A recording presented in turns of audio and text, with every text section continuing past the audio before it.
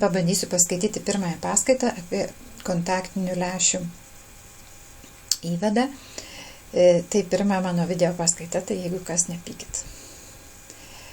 Kalbėdami apie kontaktinius lęšius visada turim pakalbėti, iš ko susideda ragena.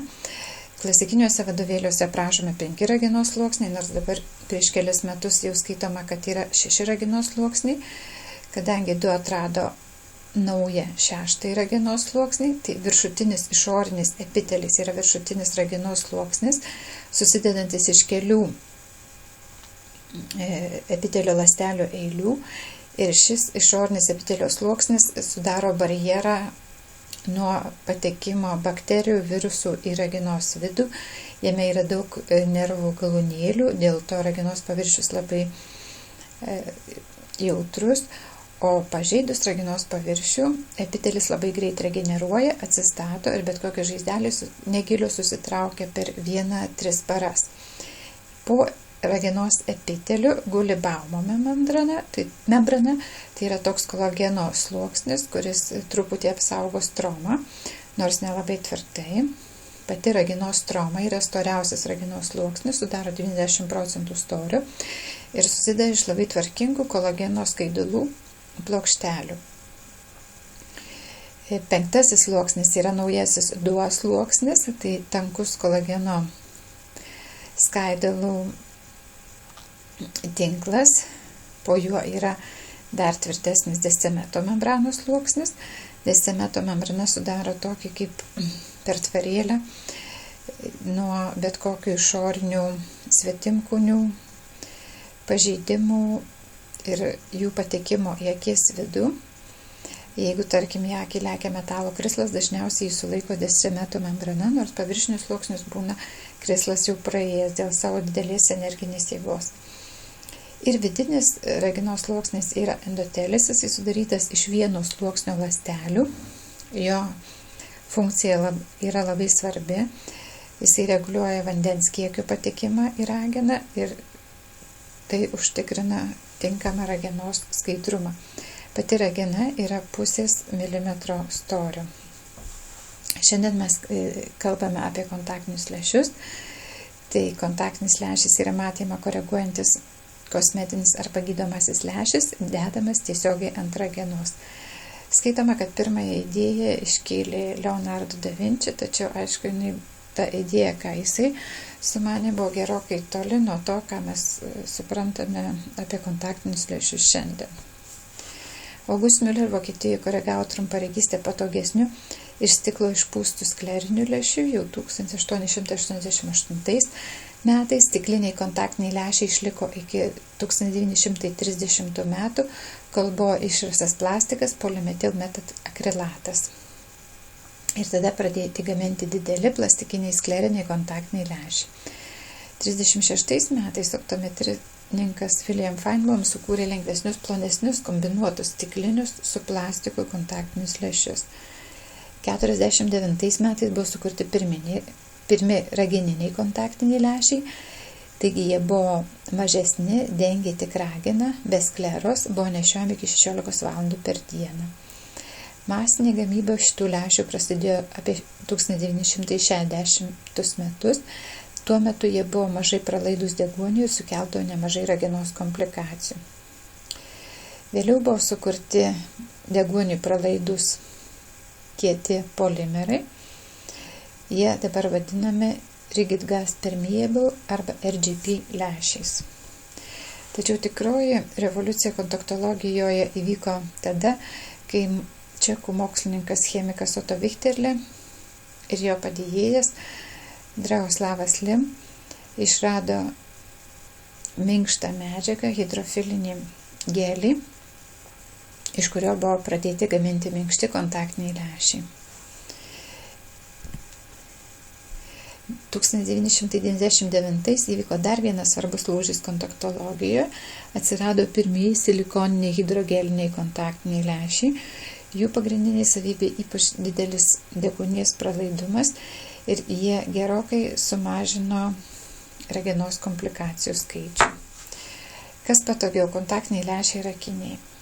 Kontaktiniai lęšiai patogu, nes nerasoja, neturi atšvaistų. esant dideliems dioptriams suteikia geresnį matymą, kadangi pliusiniai kontaktiniai lęšiai nepadidina daiktų kaip akiniai, o minusiniai lęšiai nesumažina ir nenutolina daiktų kaip akinių lęšiai. Kontaktiniai lęšiai užtikrina platesnį regėjimo lauką, neturi prizminio efekto judinant akį, kuris atsiranda nešiojant akinius. Esant toliaregystei reikalinga mažesnė konvergencija, o kai kuriais ligų atvejais, pavyzdžiui, keratokonus, tai yra vienintelė optinė priemonė, kuri gali ištaisyti matymą. Tačiau kontaktiniai lęšiai turi ir trūkumų, nes juos ne visi sugeba įsidėti. Esant trumparegystei reikalinga didesnė konvergencija ir akomodacija, ir tai tampa problema presbiopiniame amžiuje. Kontaktinius lęšius reikia teisingai prižiūrėti ir dezinfekuoti. Juos nešioti yra brangiau negu akinius. Ir visada reikia prisiminti, kad nešiojant kontaktinius lęšius mes galim sulaukti komplikacijų, o bet kuri akies komplikacija gali baigtis aklumu. Dėl to kontaktinių lęšių nešiojimas turi būti labai atsakingas. Kokie yra nepalankus faktoriai kontaktinių lęšių nešiotojų? Tai neatsakingi, nerūpestingi pacientai, kurie nesilaikys higienos įgūdžių ir netvarkingai prižiūrės kontaktinius lęšius, daug rūkantys pacientai, nes daug dūmų atsideda ant kontaktinių lęšių, trumparegiai presbiopinio amžiaus. Yra sudėtinga kategorija nešiotojų, nes jiems reikia papildomai išspręsti matymą iš arti problemą. Taip pat reikia atsargiai parinkti kontaktinius lęšius įvairių profesijų susijusių su aplinkos tarša atstovams, pavyzdžiui, kirpėjos, kurios naudoja daug purškiamo lako ir tas lakas nusėda ant kontaktinių lęšių. Taip pat yra dar viena kategorija pacientų, kurie negali prisiliesti prie akies arba bijo prisiliesti prie akies. Kokias funkcijas kontaktiniai lęšiai gali atlikti? Tai pirmiausia regėjimą koreguojantis, tai vietoje akinių. Kitos funkcijos yra ortokeratologiniai lęšiai. Šitie lęšiai yra kieti, jie skirti trumparegystei sumažinti ir nešiojame nakties metu, suploja rageną, tada ryte atsikėlęs žmogus geriau mato. Yra kontaktiniai lęšiai turintys tam tikrus spalvinius filtrus, pavyzdžiui, raudoni X-Chrom kontaktiniai lęšiai, kurie šiek tiek pagerina spalvų skyrimą daltonikams. Kitos kontaktinių lęšių funkcijos yra kosmetiniai kontaktiniai lęšiai, kurie gali pakeisti visiškai akių spalvą, paryškinti, gali suteikti norimą paveiksliuką ant akies, teatriniai kontaktiniai lęšiai, kurie naudojami filmų gamyboje, taip pat gydomieji kontaktiniai lęšiai. Japonijoje dabar populiarūs rato formos kontaktiniai lęšiai, kurie turi spalvą tik tai pačioje lęšio periferijoje ir jie sudaro padidintos akies įspūdį. Šiuo metu pagal Amerikos Food Drug Administration kosmetiniai lęšiai nešiojami, vadinami dekoratyviniais kontaktiniais lęšiais. Svarbu suprasti, kad kosmetiniai lęšiai be dioptrijų taip pat yra parenkami ir parduodami su tokia pačia atsakomybė kaip ir visi kontaktiniai lęšiai, nes dažnai paaugliai galvoja, kad kontaktiniai spalvoti lęšiai yra labai nekalta pasipuošimo priemonė. Spalvotus kontaktinius lęšius kartais naudojam kaip gydomuosius kontaktinius lęšius. Pavyzdžiui, jeigu yra ragena balta, negražiai atrodo, tada uždėjus spalvotą kontaktinį lęšį, kurį galima padaryti netgi su juodu vyščiu, gauname gana neblogą kosmetinį akies vaizdą. Kontaktiniai lęšiai gali turėti tik tai paryškinantį atspalvį, tai nėra spalvoti kontaktiniai lęšiai iš tikrųjų. Šis lengvas atspalvis padarytas tam, kad žmogus galėtų geriau sugraibyti kontaktiniai lęšiai konteineryje, o pačios akies spalvos jie nekeičia. Taip pat yra paryškinantys spalvą kontaktiniai lęšiai. Jie pakeičia natūralią akių spalvą nežymiai, suteikia tam tikrą ryškumą ir yra visiškai pakeičiantys akies spalvą kontaktiniai lęšiai. Jie nepermatomi. Šituose lęšiuose dažų sluoksnis yra gana didelis ir jie gali iš rudos rainelės padaryti žalią arba iš pilkos rainelės padaryti mėlyną ir taip toliau. Gydomieji kontaktiniai lęšiai irgi plačiai naudojami oftalmologijoje. Uždėjus kontaktinį lęšį ant pažeistos ragenos, gauname liktai tvarstį ir jie kontaktiniai lęšiai sumažina skausmą, pagerina gijimą. Dažniausiai ūmios ligos tinkamos kontaktinio lęšio uždėjimui yra ragenos nubrozdinimas ir kiaurinės žaizdos, kurių nereikia siūti. Kai yra lėtinės ligos, tarkim buliozinė keratopatija, herpetinė keratopatija, irgi tinka kontaktinis lęšis tam tikras. Vaikam galima taikyti kaip gydomosius kontaktinius lęšius esant anizometropijai, tai yra skirtingoms dioptrijoms. Taip pat ambliopijai yra aklai akį uždengiantis kontaktinis lęšis, kuris užtikrina, kad blogoji arba tinginė akis nuolat žiūrėtų. Taip pat šiuo metu kuriami kontaktiniai lęšiai, kurie išskiria vaistus, pavyzdžiui, glaukomai gydyti, arba tarkim kuriami kontaktiniai lęšiai, kurie matuos cukraus kiekį organizme. Čia yra artima ateitis. Čia yra pavyzdys, kaip galima panaudoti kontaktinį lęšį ragenos žaizdų gydymui. Tinka ir kiaurinėms žaizdoms, kurio nereikia siūti, ne kiaurinėms žaizdoms, kurios padarytos tik per dalį ragenos storio. Taip pat tinka ragenos sumušimui, kontūzijai. Galima dėti ir ant susiūtos ragenos žaizdos, kai blogai adaptuojasi kraštai, tada kontaktinis lęšis ragenos paviršių pasaugo, leidžia geriau jai užgyti. Nudegimo atvejais irgi naudojami gydomieji kontaktiniai lęšiai. Čia matot 1 metų mergaitę, kuriai netyčia į akis pribiro kalkių, gavosi šarminis nudegimas, platus ragenos epitelio defektai, 2/3 ragenos ploto. Mergaitė labai skaudėjo, uždėjus kontaktinį lęšį, skausmas tuoj pat nusiima, nes ragena padengia žaizdos paviršių ir po kontaktiniu lęšiu ragenos užgijimas gausi greitas per 2 dienas. Dabar pakalbėkime apie minkštų kontaktinių lęšių gamybą. Šiuo galima daryti lęšius masiškai, masinė gamyba, konvejerinis gamybos būdas arba individuali gamyba, kai konkretus lęšis pagaminamas konkrečiam pacientui pagal norimus parametrus. Masinė kontaktinių lęšių gamyba vienas iš būdų yra sukimo technologija, taip vadinama spincast. Tai yra atvira forma, sukama centrifugoje, į formą įlašinama skysto polimero ir sukantis formą nulemia priekinį kontaktinio lęšio paviršių, o sukimo greitis, medžiagos klampumas ir gravitacija užpakalinį lęšių paviršių. Sukimo technologijos būdu gaminant lęšį, tik vienas jo paviršius priekinis turi kontaktą su liejimo forma, o užpakalinis lęšių paviršius lieka nepaliestas ir išlieka labai lygus ir tobulas, lyginant su kitais lęšio gamybos būdais. Šlifavimas. Kontaktiniai lęšiai gaminami tokiu būdu, kad imamas sausas polimeras, maždaug kaip sagos tokia forma. Tas pusgaminis nušlifuojamas iki norimų parametrų, tam tikro kreivumo, tam tikro diametro, taip išgaudamas didelis tikslumas, po to paviršiai poliruojami, o po to lęšis mirkomas, kol jis išburksta ir tampa minkštas. Šlifavimo būdu dažniausiai gaminami individualūs kontaktiniai lęšiai. Liejimas formose yra trečias gamybos būdas, kai lęšiai liejami sausai arba drėgnai tarp 2 formų. Išlydytas plastikas įpurškiamas į liejimo formas, esant tam tikram slėgiui, suspaudžiamas iš viršaus ir apačios, po to lęšis išimamas iš formos ir baigiamas apdoroti, kraštus nušlifuojant. Tai gana ekonomiškas gamybos būdas. Galima pagaminti didelius kiekius kontaktinių lęšių, tiek torinių, tiek progresinių. Lightstream technologija yra panaudota vienadieniuose kontaktiniuose lęšiuose Dailis, Alcon.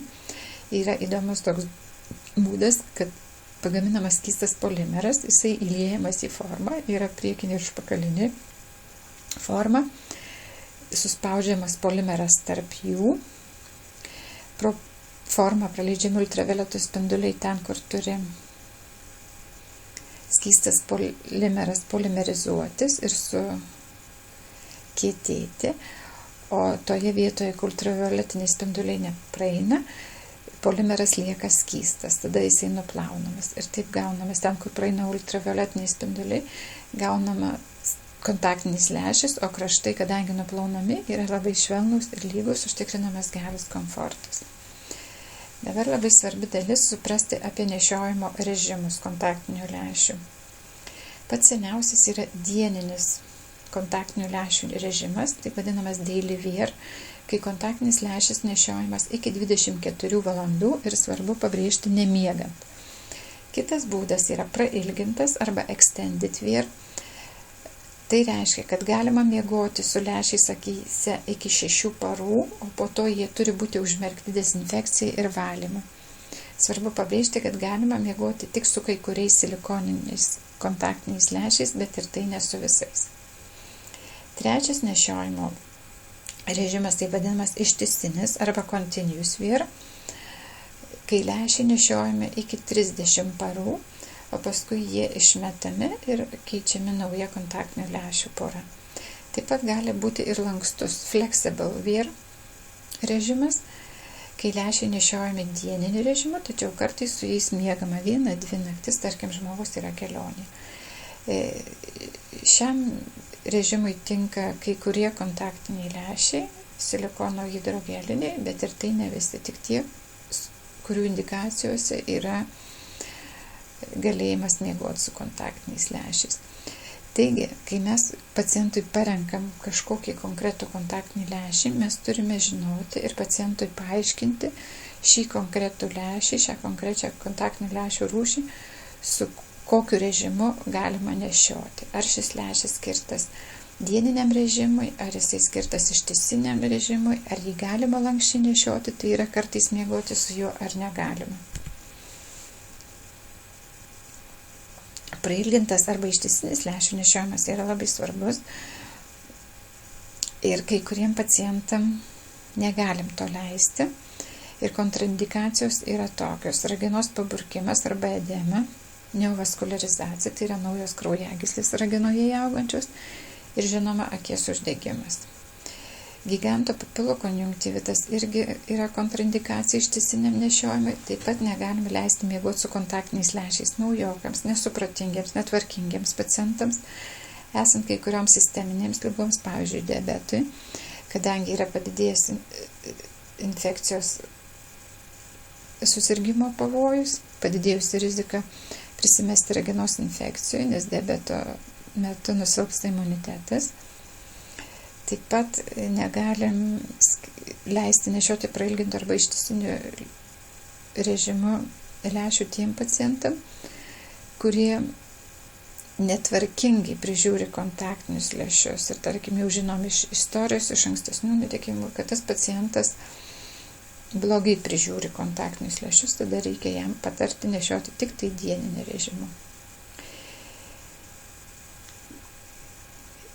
Čia pakalbėjom apie kontaktinių lęšių nešiojimo režimą, o dabar apie lęšių keitimo režimą, kas kiek laiko pacientas turi įsidėti naujus lęšius. Tai yra vienkartiniai kontaktiniai lęšiai, angliškai vadinami disposable. Dažniausiai tai būna vienadieniai kontaktiniai lęšiai, kurie ryte įsidedami ir po nešiojimo vakare išmetami. Tačiau gali būti vienkartiniai ir ilgesnio nešiojimo lęšiai, tarkim, kurie skirti nešioti 6 dienas. Vieną dieną įsideda, nešioja ištisai ir dieną ir naktį, o tarkim po 6 dienų išmeta. Vienkartiniai kontaktiniai lęšiai yra geri tuo, kad išvengiame kontaktinių lęšių priežiūros tirpalų, kurie gali sukelti alergiją. Dėl to vienkartiniai kontaktiniai lęšiai tinka alergiškoms akims, jie yra plonesni ir komfortiškesni ir labai tinka tiems pacientams, kurie kontaktinius lęšius nešioja atsitiktinai ir retai. Dažno planinio keitimo lęšiai yra tokie, kurie keičiami kas 2 savaitės ar dažniau. Sekanti grupė yra planinio keitimo lęšiai. Dažniausiai planinio keitimo lęšiai yra mėnesiniai kontaktiniai lęšiai, keičiami kas mėnesį, jie dabar visam pasaulyje ir Lietuvoje yra populiariausi. Sekanti grupė yra planinio keitimo lęšiai keičiami kas 3 mėnesius ir kas pusę metų, bet šitos grupės jau po truputį nyksta.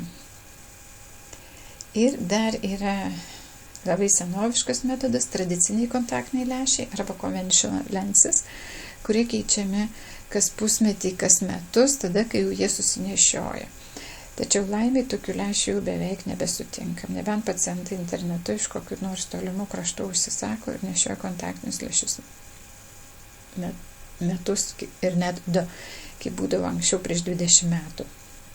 Reikia pabrėžti, kad kieti kontaktiniai lęšiai skiriasi nuo minkštų kontaktinių lęšių ir jie gali būti dėvimi keletą metų, net iki 10 metų, kol susinešioja, nes kietus kontaktinius lęšius galima pašlifuoti, patvarkyti jų paviršių, nuvalyti chemikalais ir vėl nešioti tiek, kiek reikia. Dažniausiai šitaip nešiojami tie kontaktiniai lęšiai, kurie skirti keratokonusui ir labai dideliai trumparegystei koreguoti, jų gamyba yra brangi, dėl to jie nešiojami ilgai. Kodėl mes taip mėgstam ir kodėl taip išpopuliarėjo planinio keitimo lęšiai? Dėl to, kad keičiant lęšį reguliariai susikaupia mažiau apnašų, yra mažesnė rizika alergijai ir infekcijai, mažesnė rizika giganto papilų konjunktyvitui. Taip nešioti yra saugiau, o pametus ar suplėšius gali žmogus pasimti naują kontaktinį lęšį. Kontaktiniai lęšiai, kokios yra jų rūšys? Dvi pagrindinės grupės yra kieti kontaktiniai lęšiai ir minkšti kontaktiniai lęšiai. Kietų kontaktinių lęšių nešiojimas šiais laikais gerokai mažėja. Dažniausiai jie naudojami labai sudėtingais atvejais kaip keratokonuso koregavim ar panašiom ligom. Ir jų yra dvi pagrindinės grupės – pralaidus deguoniui RGP kontaktiniai lęšiai ir mažai pralaidus deguoniui PMMA polimetilmetakrilato lęšiai. Polimetilmetakrilato lęšiai irgi retai naudojami dėl savo sukeliamų komplikacijų dėl deguonies stokos raginai. Minkšti kontaktiniai lęšiai yra dvi pagrindinės grupės – hidrogeliniai ir hidrogeliniai silikoniniai kontaktiniai lęšiai. Ir minkšti kontaktiniai lęšiai dabar sudaro didžiąją dalį kontaktologijos praktikos.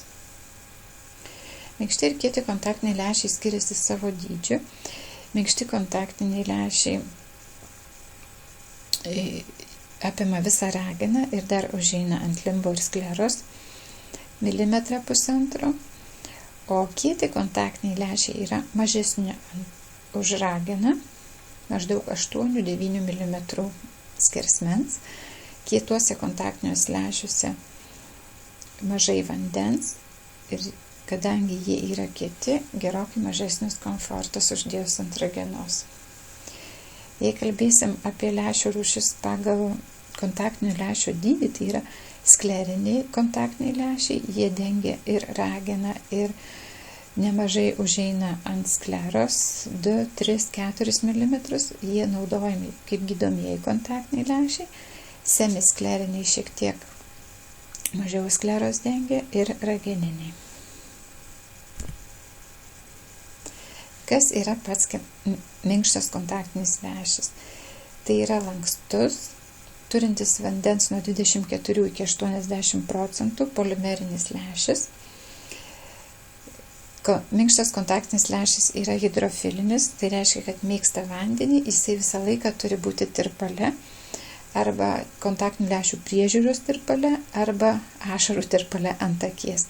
Minkštas kontaktinis lęšis visada reikalauja vandens, jis negali būti sausas. Tiek ant akies, tiek išimtas iš akies. Negalim minkšto kontaktinio lęšio padėti ant stalo ir po kažkiek laiko jį vėl dėtis į akis. Jį reikia visą laiką laikyti užmerkus į tirpalą. Gulėdamas ant ragenos, minkštas kontaktinis lęšis po savim irgi sudaro mažą ašarų sluoksnį. Tas ašarų sluoksnis tarp akies ir kontaktinio lęšio atlieka labai svarbu vaidmenį tiek kontaktinio lęšio pozicijoje ant akies, tiek ragenos mityboje. Dar kartą apie minkštus kontaktinius lęšius ir kokios jų yra rūšys. Tai senesni kontaktiniai lęšiai minkšti buvo visi hidrogeliniai, o nuo 99 metų rinkoje atsirado ir silikono hidrogeliniai kontaktiniai lęšiai. Dar galima sutikti literatūroje silikono elastomerinius lęšius. Tai labiausiai žinomas yra Bausch Lomb lęšis Silsoft, kuris pagamintas iš gryno silikono, bet jis neturi hidrogelio, dėl to problema yra jo hidrofobiškumas. Tai yra, jis yra atstumiantis vandenį, dėl to sukelia daug problemų ant ragenos. Hidrogeliniai kontaktiniai lęšiai arba senesni kontaktiniai lęšiai, tai hidrofiliniai kopolimerai, sudaryti iš tam tikromis kombinacijomis sujungtų įvairių monomerų molekulių. Šitų monomerų rūšių yra pačių įvairiausių.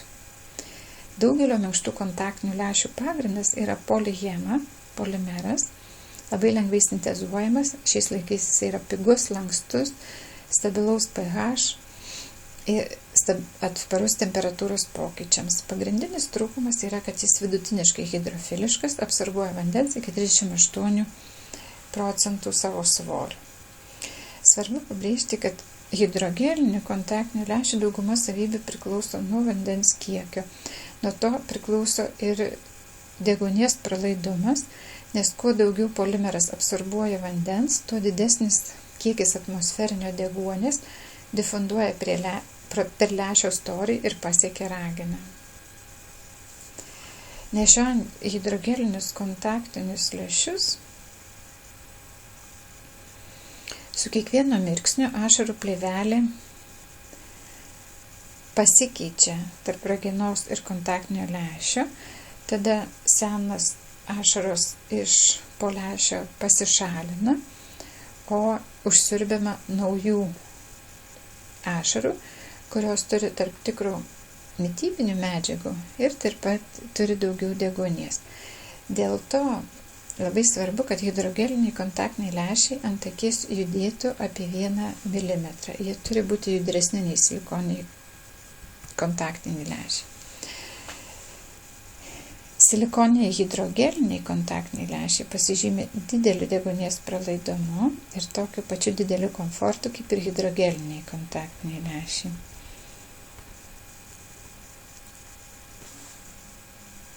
Pagrindinė problema, kurią jie įsprendė, tai deguonies trūkumo problema. Pats silikono hidrogelinis lęšis sudarytas lyg tai toks tinklelis iš silikono medžiagos ir iš hidrogelinio komponento, toks dvi persipinančios medžiagos. Tai silikonas užtikrina aukštą pralaidumą deguonies, o hidrogelinis komponentas užtikrina lęšio lankstumą, drėgnumą, skysčių nutekėjimą iš po kontaktinio lęšio.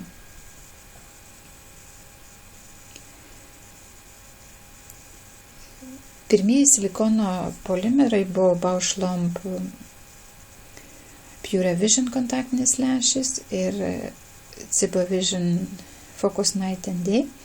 Vėliau buvo sukurti nauji silikonai, taip vadinami antros kartos silikono hidrogeliniai lęšiai, juose naudojamas taip vadinamas Tanakos monomeras, pridėta drėkinančio agento.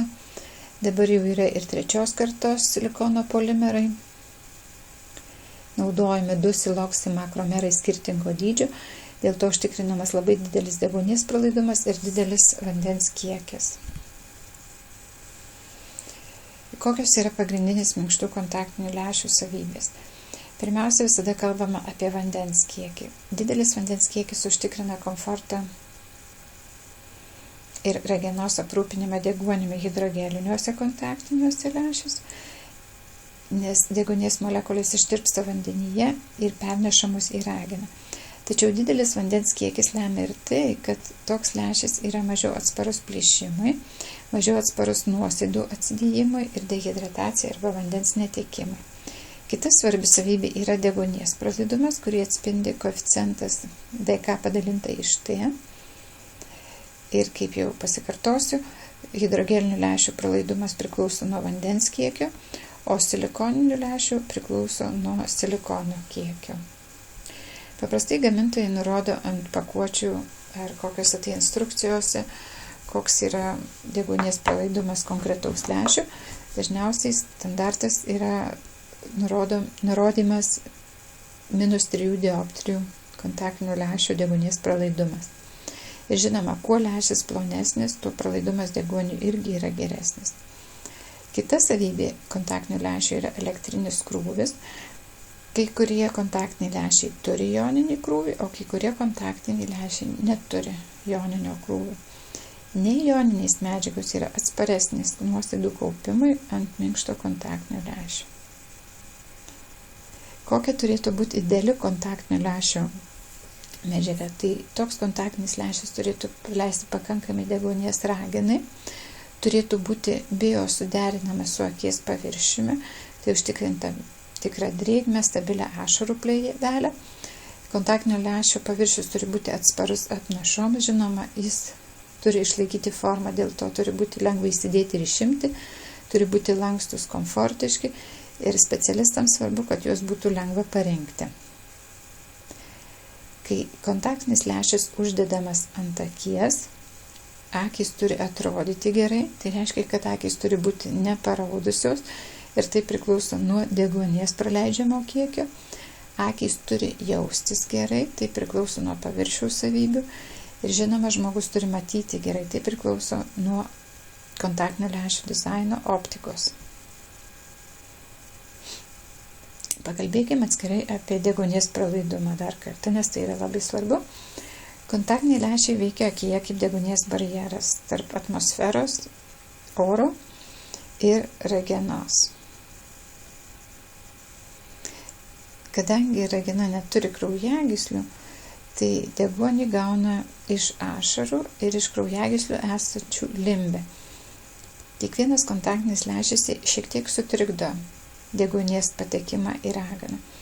O ypač deguonies patekimas į rageną sutrinka, jeigu žmogus nešio mažo deguonies pralaidumo kontaktinius lęšius ir ilgainiui nešiojant tokius lęšius gali atsirasti ragenos hipoksiniai pakitimai.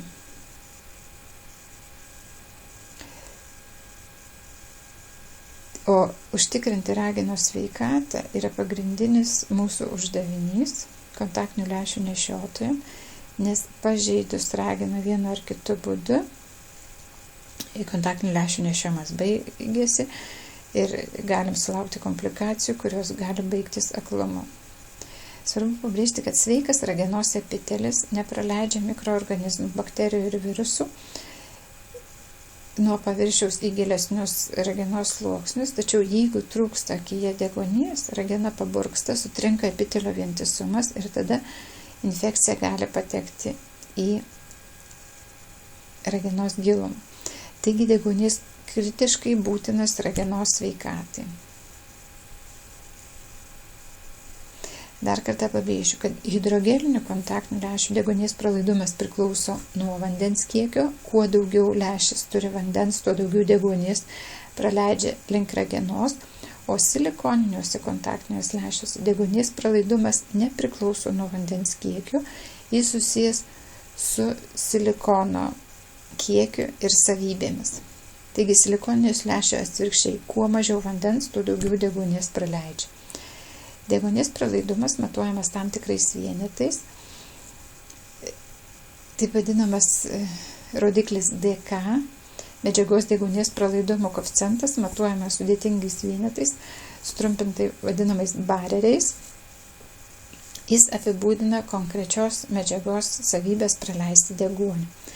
Tačiau skirtingo stiprumo kontaktiniai lęšiai įvairaus storio, dėl to matuojamas deguonies pralaidumo koeficientas padalintas iš lęšio storio, tai yra bareriai padalinti iš centimetrų. Ir šitas DK padalinta iš T parodo deguonies pralaidumą konkretaus dizaino ir storio lęšių. Paprastai gamintojai nurodo -3 dioptrijų kontaktinių lęšių pralaidumą kontaktinio lęšio centre, bet ne periferijoje.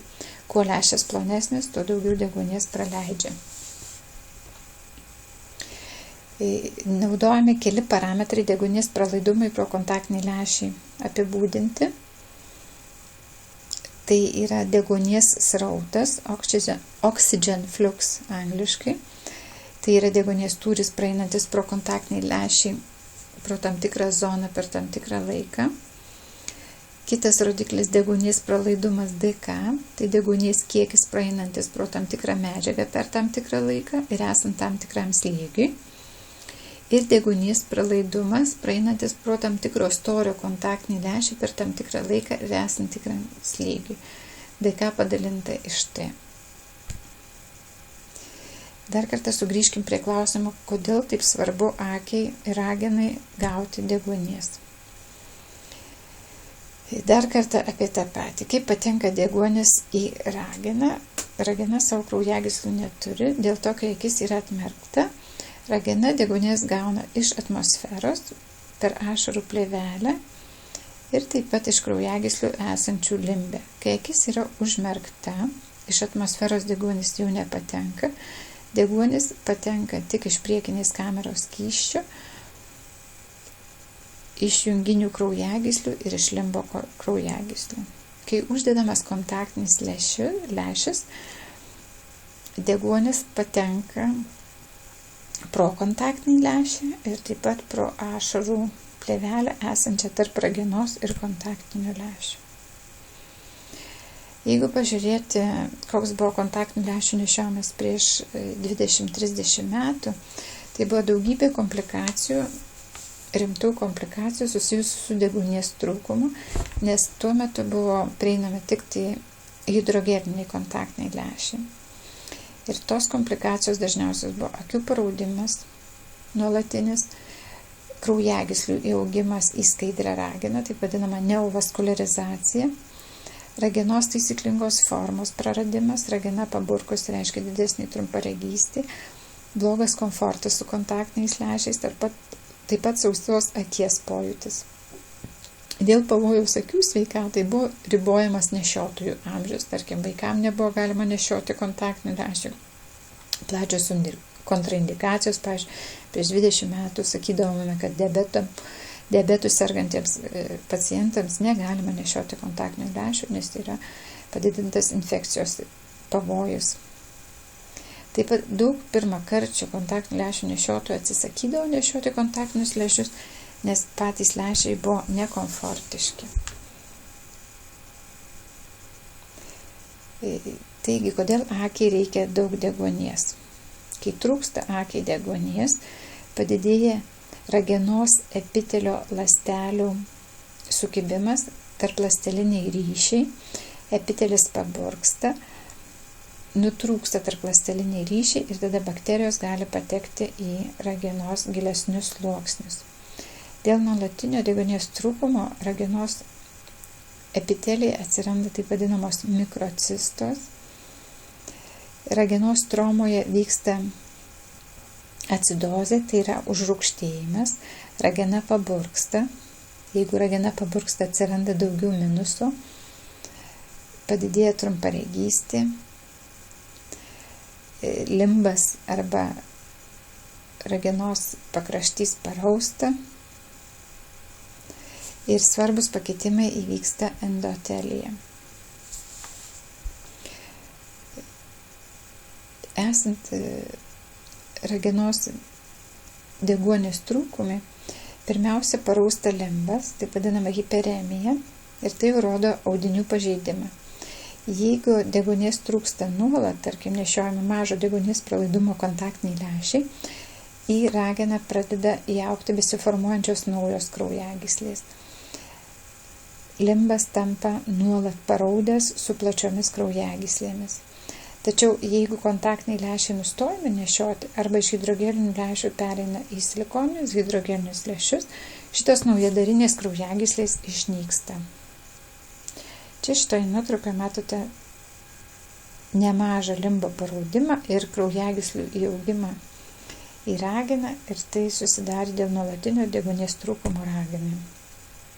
Čia pro mikroskopą žiūrint, koks yra kairėje limbo paraudimas ir kraujagyslių augimas nešiojant hidrogelinius kontaktinius lęšius, o dešinėje pusėje matot, kaip perėjus į night and day lęšių turinčių aukštą deguonies pralaidumą silikoninių hidrogelinių kontaktinių lęšių, koks limbas yra baltas, naujadarinės kraujagyslės išnyksta. Čia irgi matote pavyzdžius neovaskularizacijos. Kairėme paveikslėlėje į rageną kraujagyslės įaugę vos ne iki vyzdžio ploto. Ir taip pat skleroje, baltoje dalyje irgi matome padidėjusį kraujagyslių tinklą. Labai svarbu pakalbėti apie tai, kad esant nuolatiniam deguonies trūkumui pasikeičia pačio, galima sakyti, svarbiausio ragenos sluoksnio endotelio ląstelių forma.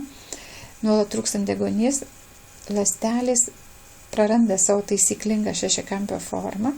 Vieno žūsta, jų vietą užima padidėjusios ląstelės, o jeigu atsimenate iš ragenos anatomijos, endotelis labai svarbus užtikrinant ragenos vandens kiekį, tai yra skaidrumą ragenos. Ir jeigu šitas endotelis pažeidžiamas, tai vyresnėme amžiuje arba senatvėje endotelis gali ir neatlaikyti tinkamai, neatlikti savo funkcijos. Tarkim, tokiam žmogui su pažeistu endoteliu, darant kokią nors akių operaciją priekinėje kameroje, tarkim, paprasčiausia kataraktos operacija, kadangi operacijos metu vykdomos tam tikros manipulacijos priekinėje akyje dalyje, o endotelis gerai nefunkcionuoja, tai po ragenos operacijos gali ragena prarasti skaidrumą. Įvyksta taip vadinama buliozinė keratopatija. Kataraktos operacija atlikta gerai, tačiau po operacijos ragena nesugeba sureguliuoti savo vandens kiekių ir jinai praranda skaidrumą, tampa tokia pilkšva kaip tirpstantis ledas. Labai svarbu suprasti, kad kai miegame su kontaktiniais lęšiais, ragena paburksta. Net ir miegant be lęšio ragena paburksta iki 2%. O miegant su mažai deguonies praleidžiančiais hidrogeliniais lęšiais ragena paburksta iki 8%. Ir ilgainiui tai gali sukelti rimtas komplikacijas. Tačiau miegant su silikono hidrogelio kontaktiniais lęšiais, tarkim Night and Day, ragena paburksta panašiai kaip ir be lęšio, dėl to ir po tokių tyrimų sakoma, kad su tokiu lęšiu galima miegoti ir ragena per naktį nepaburksta. Čia šitoje skaidrėje norėta pavaizduoti, kad su Night and Day miegant refrakcija nesikeičia, o nešiojant ir miegant su hidrogeliniais kontaktiniais lęšiais dėl ragenos paburkimo gali atsirasti papildomai iki pusės dioptrijos trumparegystės. Taigi šiais laikais jau dauguma mūsų nešiotojų naudoja silikono hidrogelinius kontaktinius lęšius, kurie užtikrina daug deguonies ir gerokai sumažina kontaktinių lęšių nešiojimo komplikacijos. Kad susigaudytume, kuriuos lęšius kokiu režimu nešioti, mokslininkai yra atlikę tam tikrus tyrimus ir klasikiniais naudojami šitoje skaidrėje matomi tyrimai. Tai yra Holden-Merz atliktas tyrimas, jų pagrindinis kriterijus, kokius lęšius reiktų nešioti dieninio ir ištisinių nešiojimų, buvo pagal tai, kiek ragenos edemos atsiranda miegant ar nešiojant dienos metu, ir nustatė, kad DK turėtų būti nešiojant dieninio režimo 24, o ištisinių nešiojimo 87. Bet šiais laikais pagrindinis skaičius yra Harvit ir Bonanno 98 metais nustatytas rūgštėjimo modeliu. Tai kad dieniniu nešiojimo režimu nešiojant kontaktinius lęšius deguonies pralaidumas turi būti ne mažesnis nei 3,5, o nešiojant ištisiniu režimu, tai reiškia miegant su kontaktiniu lęšiu, deguonies pralaidumas turėtų būti ne mažesnis kaip 125 bareriai. Taigi, DK padalinta iš tai 125, ar tai magiškas skaičius? Turbūt taip, nes tik su tokiais kontaktiniais lęšiais, kurie turi deguonies pralaidumą 125, su tokiais lęšiais galima miegoti ir nebus ragenos paburkimo, nebus ragenoje deguonies bado, nebus limbo hiperemijos ir sumažinsim bakterijų prikibimą prie akies paviršiaus. Šioje skaidrėje matote populiariausių kontaktinių lęšių deguonies pralaidumą. Taigi, Night and Day ir Optics Pure Vision AQV Oasis lęšiai turi daug didesnį deguonies pralaidumą, kadangi tai yra silikono hidrogeliniai lęšiai, o dešinėje, pradedant pro Clear kontaktiniais lęšiais, kokie geri tie lęšiai bebūtų, jų visų deguonies pralaidumas iki 40 ir mažiau. Taigi, hidrogeliniai kontaktiniai lęšiai prileidžia daug mažiau deguonies ir jų nešiojimas gali būti tik dieninis. Šitoje skaidrėje matote deguonies priklausomybę,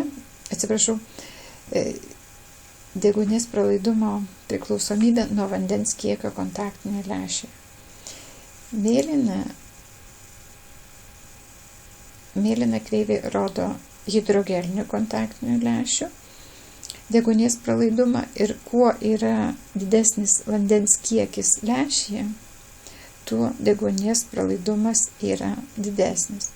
Su silikonų hidrogeliniais lęšiais atvirkščiai. Kuo yra mažesnis vandens kiekis, tuo deguonies pralaidumas yra didesnis. Taigi dar kartą apibendrinant, nešiojant silikono hidrogelinius lęšius yra mažesnis ragenos paburkimas, sumažėjusi limbo ir akies obolio junginės hiperemija, tai yra mažiau išryškėjusios kraujagyslės, sumažėjusi neovaskularizacija, tai yra neįauga naujadariniais kraujagyslės į rageną, ir nešiojant silikonų hidrogelinius lęšius mes tikimės, kad dėl hipoksijos trumparegystė nepadidės. Taip pat susidaro mažiau epitelio mikrocistų. Tarkim, nešiojant hidrogelinius lęšius mikrocistų būna daug, o perėjus ant silikoninių hidrogelinių kontaktinių lęšių nešiojimo mikrocistų sumažėja po tam tikro laiko. Nešiojant silikono hidrogelinius lęšius nepažeidžiamas epitelio vientisumas, dėl to sumažėja galimybė patogeniniam bakterijom patekti į ragenos sluoksnius, nesuplonėja ragenos epitelis. Svarbu suprasti, kad deguonies pralaidumas konkrečiame lęšyje priklauso ne tik tai medžiagos, iš kurio pagamintas, bet priklauso ir nuo lęšio dizaino, nes lęšis lęšiui nelygus. Tarkim, vieni lęšiai turi plonesnį centrą tų pačių dioptrijų, o kiti lęšiai turi storesnį centrą tų pačių dioptrijų. Taip pat gerokai skiriasi skirtingų gamintojų kontaktinių lęšių storiai vidurinėje periferijoje ir pačioje kraštinėje periferijoje. Vieni lęšiai būna krašte storesni, kiti plonesni. Taigi, jei lyginame konkrečius lęšius, mums svarbu turėti deguonies pralaidumo profilį ne tik tai lęšio centre, bet ir visame lęšio dizaine arba visame lęšio paviršiuje. Taigi dar kartą svarbu, nes dauguma mūsų pacientų nešioja silikoninius hidrogelinius kontaktinius lęšius. Šie lęšiai užtikrina didelį deguonies pralaidumą. Lęšiai su silikonu yra gerokai standesni negu hidrogeliniai kontaktiniai lęšiai. Jie turi mažiau vandens, reiškia mažiau dehidratuojasi, mažiau praranda vandens. Silikono paviršius yra hidrofobinis, dėl to reikalingas paviršiaus apdorojimas.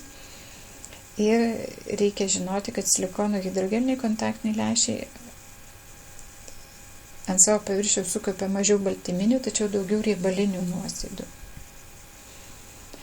Šitoje skaidrėje surinktos visos pagrindinės populiariausių kontaktinių lęšių savybės. Yra sužymėti gamintojai, medžiagos, iš kurių pagaminti, kokiu būdu apdorotas lęšio paviršius, ar pridėta specifinių drėkinančių medžiagų.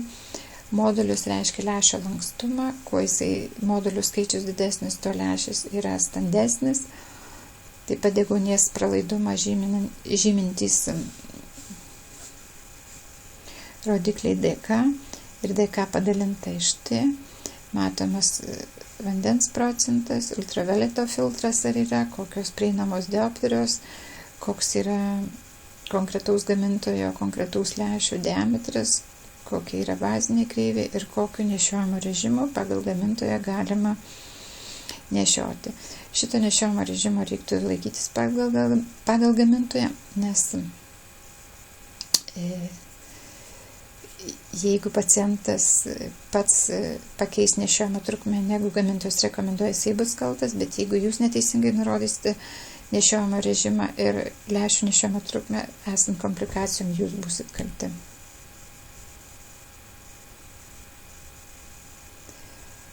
Dažniausiai nešiojimo kontaktinių lęšių keitimo režimai. Lietuvoje dažniausias yra 2-savaitinis ir mėnesinis kontaktinių lęšių režimo būdas. Ir dar šiek tiek atskirai pakalbėkime apie vandens kiekį. Kontaktiniai lęšiai vandens gali turėti mažai iki 50%, gali turėti vidutinį vandens kiekį nuo 51 iki 60 ir gali turėti daug vandens ir 61%. Čia dažniausiai būna vienadieniai kontaktiniai lęšiai. Didelis vandens kiekis turi ir pranašumų ir trūkumų. Pranašumas yra, kuo didesnis vandens kiekis, tuo didesnis komfortas, tuo lengviau žmogus pripranta ir didelis deguonies pralaidumas lyginant su kitais hidrogeliniais kontaktiniais lęšiais. Didelis vandens kiekis sudaro ir tam tikrus trūkumus. Kuo daugiau vandens, tuo lęšis yra greičiau suplyštantis, tuo daugiau apnašų, nes visos apnašos iš vandens nusėda ant kontaktinių lęšių, greičiau dehidratuojasi ir greičiau keičia spalvą. Taip pat kontaktinis lęšis, kaip jau kalbėjom, gali turėti joninį krūvį. Tai yra nejoninės medžiagos, iš kurių lęšiai gaminami, ir joninės medžiagos, iš kurių lęšiai gaminami. Nejoninės medžiagos yra atsparesnės kontaktinių lęšių apnašoms, o joninių medžiagų privalumas, kad jos daugiau mineralų ir deguonies praleidžia pro kontaktinių lęšio storį. Amerikos Food Drug Administration klasifikavus visus minkštus kontaktinius lęšius pagal vandens kiekį ir pagal elektrinį krūvį. Ir yra 4 kontaktinių lęšių grupės. Ir kiekvienas konkretus kontaktinis lęšis yra priskiriamas vienai iš tų grupių. Tai tarkim, pirma grupė turi mažai vandens ir nejoninė medžiaga, antra grupė daug vandens nejoninė medžiaga, trečia grupė mažai vandens joninė medžiaga ir ketvirta grupė daug vandens joninė medžiaga. Dar labai svarbu pakalbėti apie minkštų kontaktinių lęšių paviršių savybės. Kad lęšis gerai gulėtų ant ragenos ir žmogus gerai jaustųsi, minkšti kontaktiniai lęšiai turi būti drėgni ir jie turi užtikrinti stabilę ašarų plėvelę. Kontaktinius lęšius turi būti lengva prižiūrėti, lengva išlaikyti juos skaidrius ir lanksčius. Kodėl yra blogai apnašos ant kontaktinių lęšių? Dėl to, kad blogina komfortą, blogina deguonies pralaidumą, sukelia giganto papilo konjunktivitą ir padidina infekcijos pavojų. Ir vėl prisiminkim, kad hidrogeliniai kontaktiniai lęšiai mėgsta kaupti baltyminės apnašas, o silikono hidrogeliniai kontaktiniai lęšiai labiau kaupia riebalinės apnašas. Silikonas pats savaime yra hidrofobinė medžiaga, tai yra atstumianti vandenį. Dėl to, kad paviršius būtų lygus ir patogus ir nedirgintų ragenos, reikia tam tikro apdirbimo paviršiaus. Tai yra kontaktinių lęšių paviršius modifikuojamas arba trumpinamas rekomenduojamas nešiojimo laikas. Yra keli padengimo būdai, tai yra plazminis padengimas arba didama konkreti danga ant kontaktinių lęšių. Tai pavyzdžiui, Bausch Pure Vision kontaktinių lęšių paviršiuje hidrofobinis silikonas transformuojamas į hidrofilišką silikatą ir tokiu būdu lęšio paviršius tampa slidus. Šita paviršiaus modifikacija nesumažina deguonies ir jonų pralaidumo per kontaktinį lęšį. Ir lęšio paviršius tampa atsparesnis nuosėdų susidarimui, geriau juda ant akies, atsparesnis mechaniniams pažeidimams. Johnson & Johnson Aquo Advance ir Aquo Oasis lęšių paviršiuje nėra jokio padengimo, jokios dangos. Kad lęšis būtų komfortiškesnis, yra įterptas specialus drėkinimo agentas, tačiau kadangi lęšiai gana greitai kaupia apnašas, jų nešiojimo rekomenduojamas laikas yra 2 savaitės. Šitoje skaidrėje galima matyti skirtingų lęšių, skirtingus paviršius. Tai tarkim, Air Optics yra plazminis padengimas, labai lygus ir iš to išgaunamas ilgalaikis atsparumas apnašoms.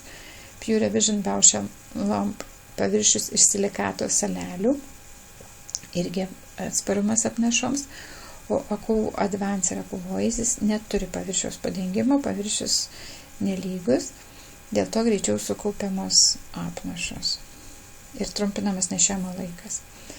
Dar labai svarbus lęšio komfortui yra paviršiaus drėgnumo matas. Drėgnumas matuojamas kontaktiniu kampu. Užlašinus vandens lašą ant lęšio paviršiaus, jisai arba tolygiai padengia lęšio paviršių, arba susidaro į tokį vandens surtuliuką lašiuką. Jeigu tas kontaktinis kampas yra didelis, kaip čia matot, reiškia, kad paviršius yra prastai drėkinamas, o jeigu vandens lašas pasiskleidžia tolygiai ant vandens paviršiaus, kontaktinis kampas yra mažas, reiškia, toks lęšio paviršius yra gerai drėkinamas, jisai bus komfortiškesnis. Kokia kontaktinio lęšio ateitis? Tai visų pirma, tobulinimas pats dizainas. Šiuolaikinės technologijos jau leidžia išgauti labai tikslę optiką, ypač tokių sudėtingų ligų kaip keratokonusas ar porogenos persodinimo, ir jau kalbama apie bangų frontų paremtas technologijas ir jų pagalba pagamintus labai tikslius kontaktinių lęšių optikos dizainus. Bus gerinama kokybė, naudojami įvairūs komforto priedai, kuriamos naujos medžiagos, paviršiaus apdorojimas ir nauji parametrai. Tiek astigmatizmui, tiek presbiopiniai korekcijai ir taip pat tobulinamos geresnės priežiūros priemonės. Kokias savybės kontaktinio lęšio mes matome ant pakuočių? Tai nurodomi kontaktinių lęšių parametrai, jų optinis stiprumas, kiek dioptrių. Bazinė kreivė yra antras parametras, kuris turi būti parašytas ant kontaktinių lęšių receptų. Skersmuo dažniausiai tai kontaktinių lęšių rūšiai būna užduotas 1 ir mes neturim iš ko pasirinkti. Jeigu mums reikia vienokio ar kitokio skersmens lęšio, mes tiesiog turime rinktis kitą lęšių rūšį. Atspalvis, taip vadinamas angliškai handling tint, jisai arba būna, arba nebūna. Kaip jau minėjau, atspalvis suteikiamas tam, kad lengviau būtų surasti kontaktinį lęšį baltame konteineryje. Ir ant kontaktinių lęšių būtinai turi būti nurodyta galiojimo data, iki kada tas lęšis uždarytas pakuotėje, blisteryje galioja. Vienas svarbesnių parametrų yra bazinė kreivė, tai yra priekinio ir užpakalinio paviršiaus bazinė kreivė.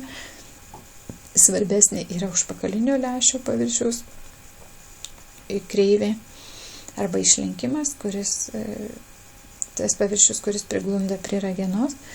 Dažniausiai kontaktinių lęšių bazinė kreivė būna nuo 8 iki 9,2 mm. Kuo didesnė bazinė kreivė, tuo lęšis yra plokštesnis. Taip pat yra lęšių kreivės priekinės ir užpakalinės, taip vadinamas centrinės, jos nurodo lęšio kreivumą centre, bet lęšiai dažniausiai turi vienokį kreivumą arba išgaubimą centre ir kitokį išgaubimą lęšio periferijoje. Lęšių diametras svyruoja nuo 13,5 mm iki 15,5 mm. Šiuolaikiniai kontaktiniai lęšiai dažniausiai gaminami daug mažesnių diametro nei anksčiau, tai pasiekiamas dažnesnis pataikymas į statistinę vidutinę ragenos dydį, statistinį vidutinį ragenos dydį. Ir šito baigiame pirmąją paskaitą apie kontaktinių lęšių bendrąsias savybes. Ačiū už dėmesį.